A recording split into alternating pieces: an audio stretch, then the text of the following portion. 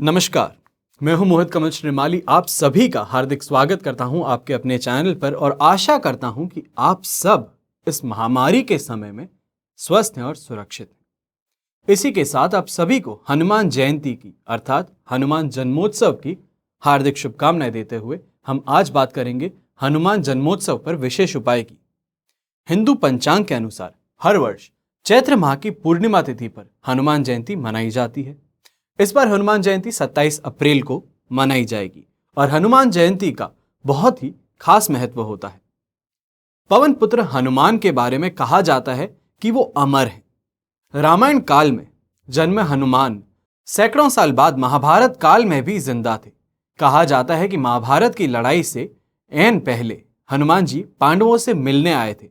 महाभारत की लड़ाई के सैकड़ों साल बाद आज के डिजिटल युग में भी हनुमान जी के जिंदा होने की खबर आ रही है। बताया जा रहा है कि श्रीलंका के जंगलों में हनुमान जी की मौजूदगी के संकेत मिलते हैं।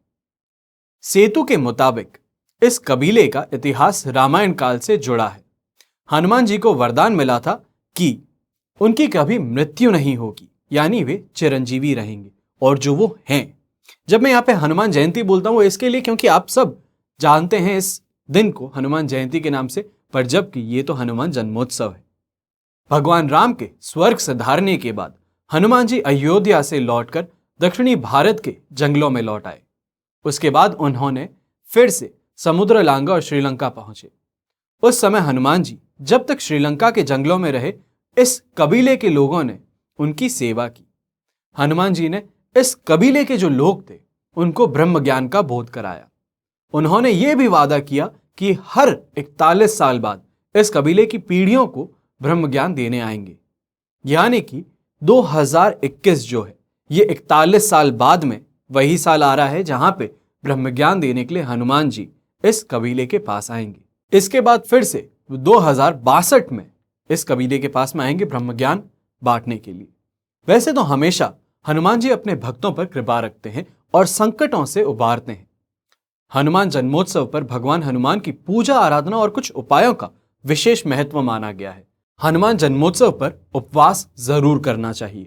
इसी के साथ में अब आपको उपाय बताने जा रहा हूं और इसके अंत में आपको राशि अनुसार क्या मंत्र का जाप करना चाहिए है वो बताऊंगा। और इसी के साथ में एक बहुत ही अच्छी बात है, जिन लोगों की शनि की साढ़े साती चल रही है, ढैया चल रहा है, उनके लिए यहां पे एक बहुत ही ज्यादा खास उपाय भी होगा। तो सबसे पहला, हनुमान जयंती पर हनुमान जी के दर्शन करें और उनके सामने घी या तेल के दीपक प्रज्वलित करें। 11 बार हनुमान चालीसा का पाठ करें। इससे भगवान हनुमान प्रसन्न होते हैं और आपको जीवन की समस्याओं से मुक्ति दिलाते हैं। इसके बाद में आता है दूसरा उपाय।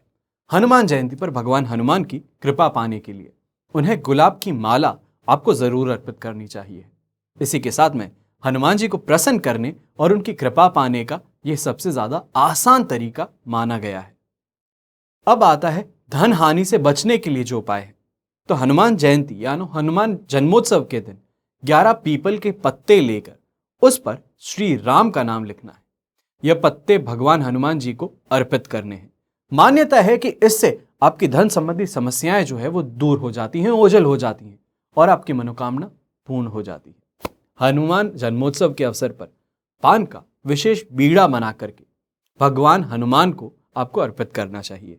इसके अलावा भी हनुमान जी के समक्ष एक सरसों के तेल का और एक शुद्ध घी का दीपक आपको प्रज्वलित करना चाहिए। इसके बाद आसन लगा करके, हो सके तो सिंदूरी कलर का अगर आसन हो तो वो लगा करके उस पर बैठें और हनुमान जी का ध्यान करें और बजरंग बाण का पाठ करें। अब बात आती है धन प्राप्ति का उपाय। तो हनुमान जन्मोत्सव के दिन सुबह जल्दी उठ जाएं, यानी कि जो होरा होती है, मंगल की होरा होती है, सूर्योदय से 1 घंटे का समय, उस समय के अंदर उठ करके स्नान करके लाल या पीले रंग के वस्त्र धारण करके इसके बाद हनुमान जी की प्रतिमा के सामने, अगर प्रतिमा ना हो तो फोटो के सामने चमेली के तेल का दीपक प्रज्वलित करें। इसके बाद किसी पात्र में सिंदूर लेकर उसमें चमेली का तेल मिला लें और हनुमान जी को सिंदूर का चोला चढ़ाएं। यहां पे चोला का मतलब होता है लेप करना। जो सिंदूर का जो आप लेप करेंगे उसको बोलते हैं चोला। तो यहां पे हनुमान जी को सिंदूर का चोला चढ़ाना है। इसके बाद हनुमान जी को गुलाब के फूल की माला पहनानी है और उनके दोनों भुजाओं पर केवड़े का इत्र छिड़कना है। अब इसके बाद एक साबुत पान का पत्ता लेना है। भली बात ही देख लीजिएगा कि वो पत्ता कहीं से कटा या फटा ना हो। अब इस पर चना और गुड़ रख करके हनुमान जी को भोग लगाना है। ऐसा करने से धन प्राप्ति और आर्थिक स्थिति को सुधारने के लिए यह उपाय बहुत ही ज्यादा कारगर माना गया है। इसके बाद में आता है उपाय धन की किल्लत जो है उससे बचने के लिए। यदि आपको बार बार धन हानि का सामना करना पड़ रहा है, जिसके कारण आप धन से संकट से जूझ रहे हैं, तो पीपल के वृक्ष का एक पत्ता लेकर उसे गंगाजल से पवित्र करके हनुमान जी के चरणों में रख दीजिए। इसके बाद अपने मन में प्रार्थना करें और इस पत्ते पर केसर से श्री राम का नाम लिख दें। जब लिखा हुआ सूख जाए तो पत्ते को अपने पर्स में रख लीजिएगा।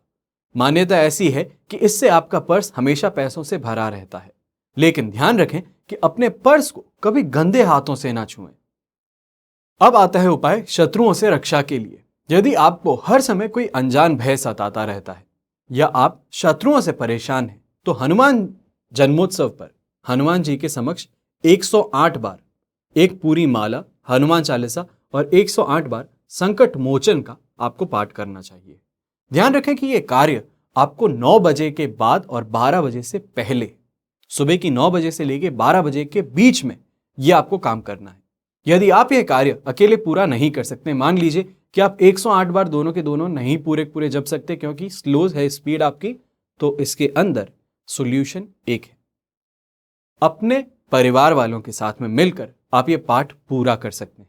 इससे प्रसन्न होकर हनुमान जी आपकी हर संकट और शत्रुओं से रक्षा करते हैं। तभी अक्सर बोला भी जाता है, जब गाड़ी शुरू करते हैं, कहीं लॉन्ग ड्राइव पे जाते हैं, किसी काम से निकलते हैं या किसी चीज का भय है, तो हनुमान चालीसा का पाठ करते हैं। तो ऐसा करने से जो भी शत्रु हैं उन सब का शमन हो जाता है, उनसे रक्षा मिलती है। इसके बाद में हनुमान जन्मोत्सव पर और इसके बाद में 1 साल तक कोई भी मंगलवार अपनी चॉइस का हो, उसमें खून का आपको दान करना चाहिए। इससे आपकी हमेशा दुर्घटनाओं से रक्षा होगी। अब यहां पे बात यह ध्यान रखने की जरूरत है कि अपनी हेल्थ को देखते हुए फिर रक्तदान कीजिएगा। आप रक्तदान के कैपेबल हैं, इसका मतलब कि आपका जो आप ब्लड डोनेशन करते हैं उसके लिए आप एलिजिबल हैं, तो ही आप ब्लड डोनेट कीजिएगा। ऐसा ना हो कि आप ब्लड डोनेट कर रहे हैं और किसी और के लिए उससे परेशानियां खड़ी हो जाए।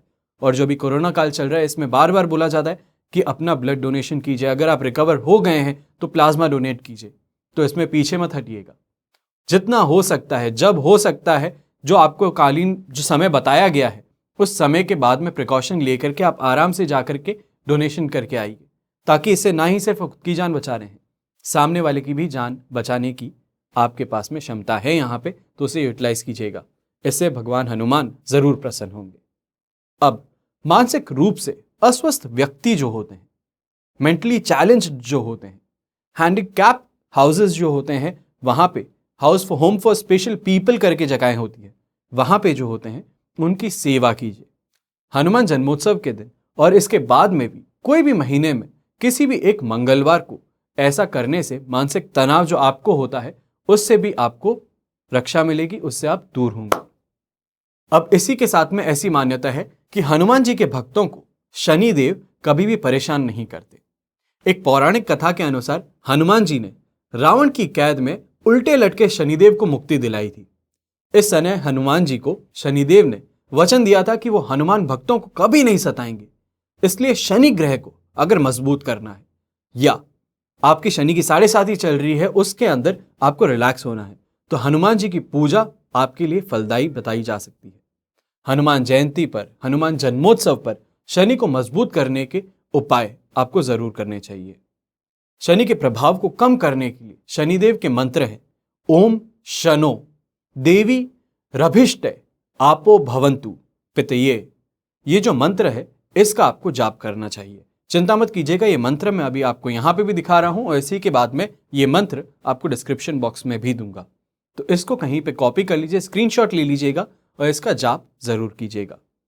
इससे शनि दोष में आपको राहत मिलती है। और इस दिन काली उड़द, कोयले और 1 रुपए के सिक्के को एक कपड़े में आप बांध लीजिएगा, यानी कि आज 27 तारीख जो है, इस दिन आप इसको बांध लीजिए।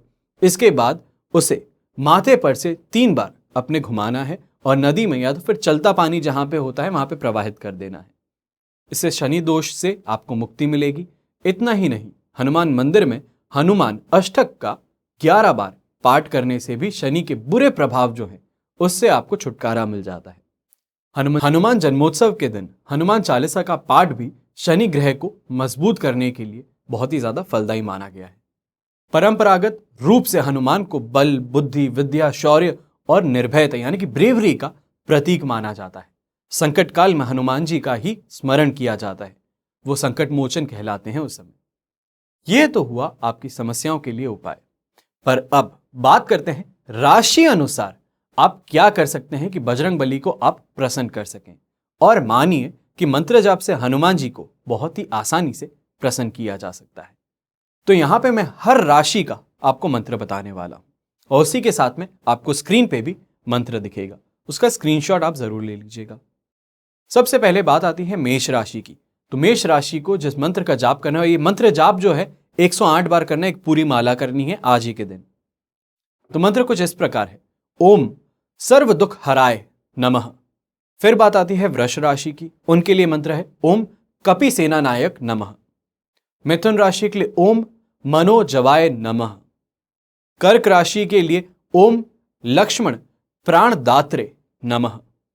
सिंह राशि के लिए ओम परशौर्य विनाशन नमः। कन्या राशि के लिए ओम पंत्रवक्त्र नमः। तुला राशि के लिए ओम सर्वग्रह विनाशिने नमः। वृश्चिक राशि के लिए ओम सर्वबंध विमुक्त्रे नमः। धनु राशि के लिए ओम चिरंजीविते नमः। मकर राशि के लिए ओम सुराचीरते नमः। कुंभ राशि के लिए ओम वज्रकाय नमः। और मीन राशि के लिए ओम कामरूपिणे नमः। तो ये मंत्र आप सभी 12 राशियों के लिए आपको स्क्रीन पे भी दिख रहे हैं, इसी के साथ में आपको मैं डिस्क्रिप्शन बॉक्स में भी देने वाला हूं। आप स्क्रीनशॉट्स इनके ले लीजिएगा। हनुमान जयंती के दिन, हनुमान जन्मोत्सव जिसको बोला जाता है, हम जिसे हनुमान जन्मोत्सव मानते हैं, इस दिन आप इसका जाप कीजिएगा।